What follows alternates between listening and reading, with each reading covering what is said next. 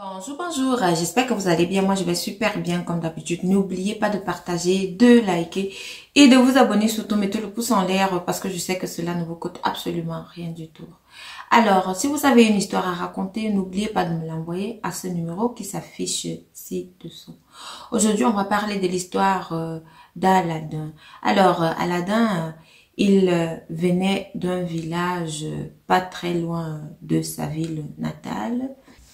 Alors, Aladin, lui, il venait d'un petit village près de la capitale de son pays. Donc, Aladin vivait au Gabon.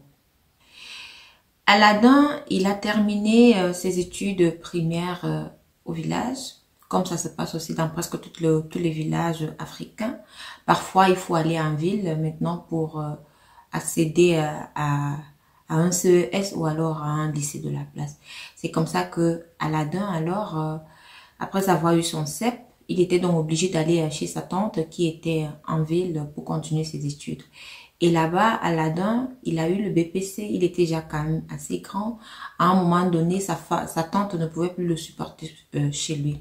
C'est comme ça qu'Aladin alors a commencé à faire des petits travaux par là, aussi en allant à l'école en même temps. Il n'a pas laissé les études parce qu'Aladin se disait que non, son école, c'est son futur.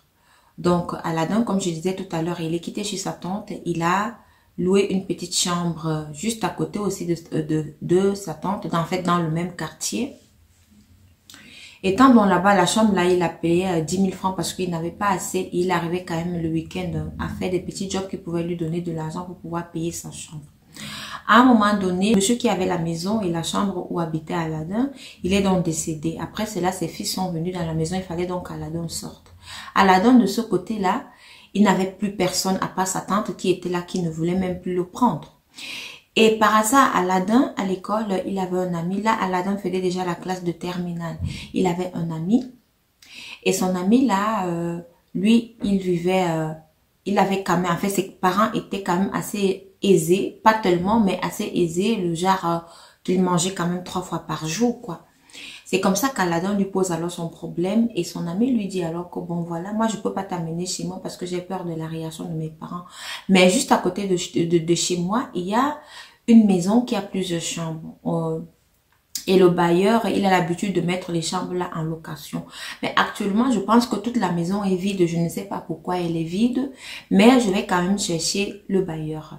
C'est comme ça que l'ami d'Aladin a commencé à chercher les informations par rapport à cette maison là. Il est tombé sur une dame aussi qui habitait dans le même quartier que lui. Il lui a dit que non, la maison là, il se pourrait que le bailleur... en fait, les gens racontent que le bailleur, il a eu à faire des choses dans la maison. Ce que l'ami d'Aladin n'a pas cru. Alors, il a eu la confirmation que la maison était bel et bien libre. Le numéro de téléphone du bailleur. C'est comme ça qu'à l'ami d'Aladin, arrivant à l'école un lundi, il a fait part de tout ça à son ami. Il lui a donc donné le numéro de téléphone du bailleur. Et entre-temps, Aladin, il dormait dehors à la belle étoile. Tenez-vous tranquille. C'est comme ça que Aladin a donc appelé le monsieur là en lui disant que bon, franchement, il a besoin d'une chambre urgemment, qu'actuellement, il est dehors. Et Aladin, à ce moment-là, il n'avait pas de choix. C'est comme ça que le bailleur lui a donc dit que, ok, la maison là, normalement, moi, je la mets là à 25 000. Donc, la chambre et la cuisine et les toilettes, c'est 25 000 francs. Aladin qui dit que non, actuellement, il est élève, il n'a pas accès à assez d'argent, il faut que le bailleur l'aide. C'est comme ça que le bailleur lui dit alors que, ok, il faut donc donner 10 000 francs comme c'est toi. Aladin, tout content, il a dit, ah, il aura quand même une cuisine, des toilettes et tout. Il y aura quand même aussi un salon, là où il pourra s'asseoir. C'est comme ça que Aladin a donc aménagé dans cette maison-là à plusieurs chambres. Quand il a donc aménagé, son ami aussi qui habitait à côté lui a dit qu'on lui a dit que cette maison était empty. On lui a dit que le bailleur avait arrangé cette maison de façon à ce que tout le monde qui allait entrer là, il allait pouvoir arracher et prendre toutes leurs chances. Il allait faire en sorte que l'étoile de cette personne-là ne brille plus. Il allait faire en sorte que la vie de cette personne-là ne marche plus. Mais Aladin, il n'a pas cru à cela. Il a dit à son ami, comment ça peut se faire? Comment? Donc, la première nuit, moi, j'ai dormi, je n'ai pas eu de problème. J'ai pas eu de problème, tout était calme et j'ai bien dormi. Je me suis réveillée le matin. Donc, on se retrouve à l'école. Donc, les semaines passèrent alors. 4 semaines se sont écoulées comme ça. À un moment donné, Aladdin a commencé à entendre des bruits bizarres dans la maison. Lui, il était le seul dans une maison qui avait 10 chambres. Et les 10 chambres-là étaient à lui. Mais Aladdin, lui, il était le seul qui habitait là parce qu'il n'avait pas tellement le choix.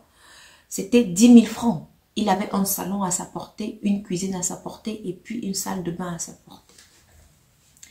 C'est comme ça que son ami revient en lui disant qu'il a encore entendu d'autres personnes en train de parler mal de ce bailleur. Si on dit que le bailleur, il a un gros serpent dans l'une des chambres dans cette maison, il va falloir que tu sortes de là. Aladdin qui dit à son ami que je vais donc sortir de là pour aller où? Je vais sortir de là pour aller où? Vos histoires de dire que non, tel va prendre tes chances et que ton étoile ne va plus briller parce que le bailleur a eu à faire ceci ou cela dans sa maison. Moi, je ne crois pas en cela. Je ne suis même pas sûre de cela. Alors, la question que je voulais poser ici, c'est que est-ce que vous croyez en ce genre de pratique-là? Est-ce que ce genre de pratique existe aujourd'hui? J'en avais suivi une autre histoire pareille où le jeune homme aussi était en train de raconter que dans son bidet, il y avait un gros serpent qui était sorti là. Et ce serpent-là, c'était le serpent du bailleur. Alors, chaque fois que tu allais dans les toilettes et que tu faisais tes besoins, ça entrait directement dans la bouche du gros serpent. Et ça veut dire que le bailleur, par son serpent, il prenait tes excréments. On ne sait pas ce qu'il faisait avec. Donc, comme une de mes abonnées, comme d'habitude, elle m'a raconté cette histoire, donc je voulais donc la partager avec vous pour savoir si ces pratiques sont vraiment réelles, si vous avez déjà entendu des histoires pareilles.